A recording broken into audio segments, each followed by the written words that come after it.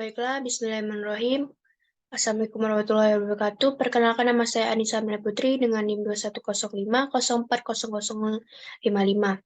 Saya merupakan mahasiswa program studi Ilmu Hukum, Fakultas Ilmu Politik dan Ilmu Sosial dan Ilmu Politik di Universitas Latin Raja Ali Haji.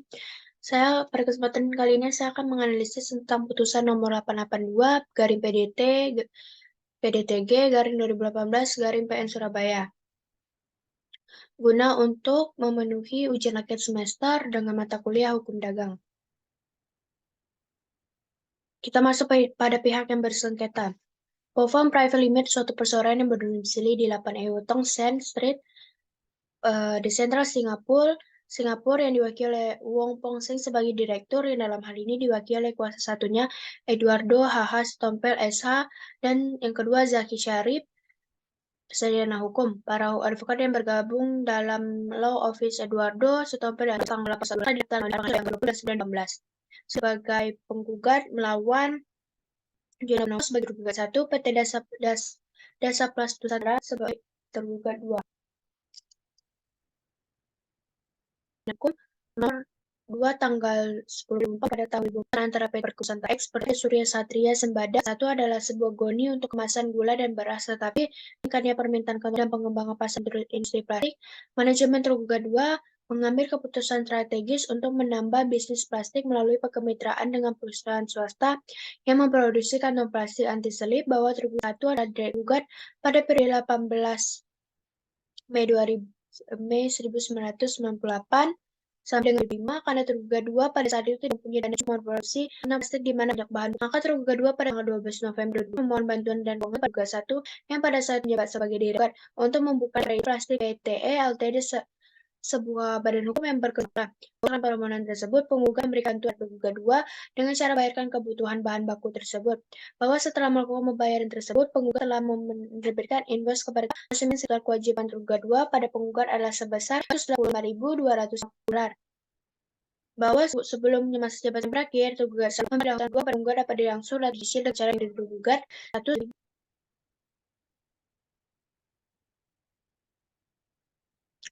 bahwa tergugat 2 mempunyai hutang kepada tergugat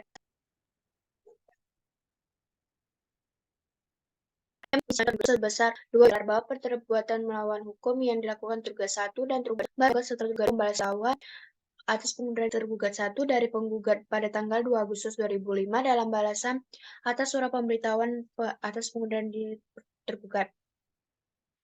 Satu dari penggugat tersebut, tergugat 1 memberitakan bahwa tergugat 2 telah mentransfer uang sebesar $10.000 dan $15.000 pada bulan Juni 2005 kepada dan $2.000 kepada tergugat 1 dan mempunyai hutang pada tergugat sebesar $285.110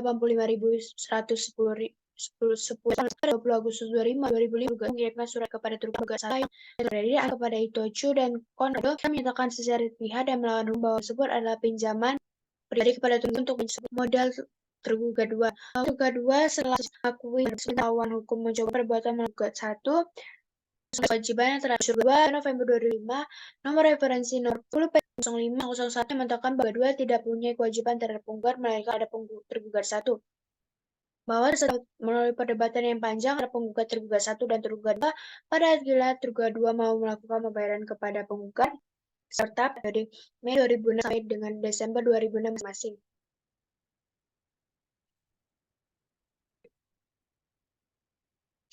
Bahwa pada tanggal 10 Februari 2007, tertanggal 19 Februari 2007 menyatakan pada penggugat dengan tegas bahwa tergugat 2 mengetahui kewajiban terhadap penggugat. Membuat pengakuan sebesar $900 bahwa pada tanggal 23/7 penggugat kembali mengingatkan tergugat 2 atas kewajiban kepada penggugat kepada tergugat 1 karena tergugat 1 tidak mempunyai dasar untuk menyatakan tergugat 2 tidak mempunyai sisa kewajiban terhadap penggugat. Bahwa pada tanggal 29 Maret 2007, tergugat 2 menjawab surat penggugat tersebut di atas dan menyatakan akan tetap mempertahankan komitmennya sebagaimana dimaksud dalam surat tergugat 2 kepada penggugat tertanggal 4 Januari 2007 dengan nomor referensi nomor XS garing Peswa garing 07001 dan akan membayar sisa kewajiban tergugat 2 kepada penggugat sebesar $79.256 dalam jangka waktu yang tidak terlalu lama sesuai dengan kemampuan tergugat 2. Bahwa pada tanggal 27 April 2007 penggugat telah memperingatkan kepada tergugat 1 melalui surat untuk tidak mencoba meminta tergugat 2 untuk tidak melakukan pembayaran kepada penggugat.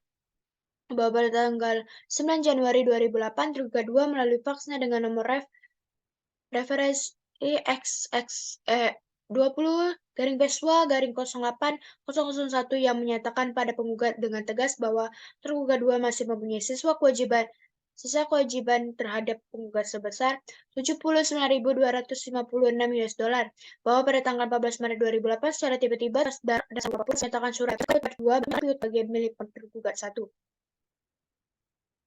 Tanggal 15 Maret, tergugat 2 menulis surat kepada tergugat 1 yang isinya sejak awal transaksi adalah tergugat 1 dan 2 bahwa sangat jelas perbuatan yang dilakukan oleh tergugat 1 dan tergugat 2 tersebut di atas adalah persekongkolan yang mempunyai hubungan kausal antar perbuatan sehingga menimbulkan kerugian pada penggugat. Bahwa pada tanggal 19 Maret 2008 penggugat telah mengirim surat kepada tergugat yang 1 yang telah ditembuskan kepada Dewan Direksi Tergugat 2 dan Dewan Komisaris Tergugat 2 dan pemegang saham tergugat 2 dengan nomor referensi 0925-1903-JP-PF-VP-08 yang pada intinya menolak penarikan sisa hutang yang dilakukan tergugat 1. Bahwa pada tanggal 19 Maret 2008 juga penggugat telah mengirim surat kepada tergugat 2 yang ditembuskan kepada Dewan Direksi Tergugat 2 dan Dewan Komisaris Tergugat 2 dan pemegang saham tergugat 2 dengan nomor referensi 0927-1903-JP-PF-VP-08 yang pada intinya menolak penarikan sisa hutang yang dilakukan tergugat 1 dan mengingatkan bahwa apa yang dilakukan oleh tergugat 2 sangat bertentangan dengan etika bisnis profesional. Pada tanggal 11 Juli 2008, tergugat 2 menulis surat kepada penggugat dengan surat nomor referensi 20 nomor 20 garing Peswa garing 0601 yang menyatakan berdasarkan surat tergugat 1 kepada penggugat tertanggal 14 Maret 2008, hubungan hukum antara tergugat 2 dan penggugat sudah tidak ada. Bahwa atas perbuatan melawan hukum yang dilakukan pada tergugat, penggugat melalui kuasa hukumnya terdahulu pada tanggal 26 November 2009 telah mengirim surat somasi kepada tergugat 2 untuk dengan segera melunasi kewajibannya kepada penggugat. Bahwa atas surat somasi tersebut, tergugat 2 memberikan balasan surat tertanggal 10 Desember 2009 yang pada intinya menyatakan bahwa tergugat 2 tidak mempunyai hubungan hukum dengan penggugat dan tergugat 2 tetap akan melakukan pelunasan hutang kepada tergugat 1, bahwa pada tanggal 29 Desember 2009 tergugat 1 malah menerbitkan surat keterangan lunas atau hutangnya tergugat 2 kepada penggugat tanpa persetujuan dan sepengetahuan penggugat. Bahwa sesungguhnya tergugat 2 menyadari mempunyai kewajiban yang harus dilunasi kepada penggugat, tetapi penggugat 2 tetap melakukan penyisiran hutang kepada tergugat 1, walaupun penggugat telah berkali-kali mengirim faks, email, dan surat kepada tergugat 2 agar melakukan pelunasan hutang kepada penggugat bukan kepada tergugat 1. Bahwa itikat baik dari penggugat dalam mengingatkan tergugat 2 agar melakukan pelunasan hutang kepada penggugat bukan kepada tergugat 1 sama sekali tidak diperdulikan oleh tergugat 2. Bahwa perbuatan para tergugat kepada penggugat telah melanggar pasal 1365 Kitab Undang-Undang Perdata tentang perbuatan melawan hukum. Saya akan membacakan putus amarnya.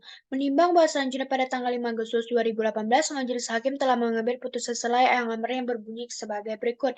Mengadili dalam eksepsi. Menolak eksepsi dalam para tergugat satu seluruhnya. Menyatakan Pengadilan Negeri Surabaya berwenang memeriksa dan mengadili perkara ini, memerintahkan kepada kedua belah pihak untuk melanjutkan pemeriksaan perkara, dan yang terakhir menggunakan bebanan biaya perkara hingga putusan akhir.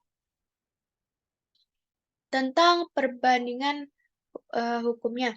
Dalam provisi menimbang bahwa dalam perkara ini penggugat mengajukan provisi yang pada pokoknya sebagai berikut, bahwa tindakan pada tergugat terhadap penggugat mengandung kewenangan atau penggunaan menggunakan posisi dominannya atau memanfaatkan penggugat atau keadaan merugikan, maka hal tersebut termasuk dalam perbuatan melawan hukum karena kesewenang-wenangan di luar dari pelaksanaan kewajiban yang diatur dalam perjanjian, sehingga bukan merupakan prestasi, namun lebih ke arah melanggar kewajiban hukumnya untuk selalu beritikat baik.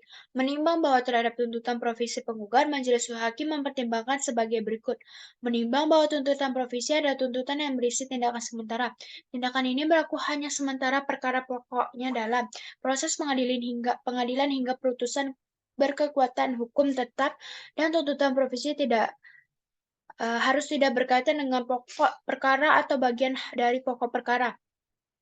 Menimbang bahwa setelah menjalani mencermati tuntutan profesi penggugat, ternyata tuntutan profesi penggugat sudah berkenaan pokok perkara tuntutan profesi penggugat yang demikian harus ditolak.